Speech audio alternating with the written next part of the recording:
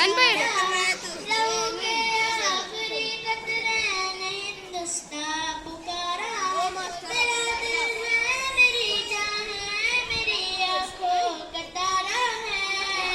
ये हिंदुस्तान, ये हिंदुस्तान, ये हिंदुस्तान हमारा है। ये हिंदुस्तान, ये हिंदुस्तान, ये हिंदुस्तान हमारा है। हमारे मुल्क में हिंदू मुसलमान साथ रहते हैं। यहाँ ईसाई के कांधों पे सिख के हाथ रहते हैं। हमारे मुल्क में हिंदू मुसलमान साथ रहते हैं।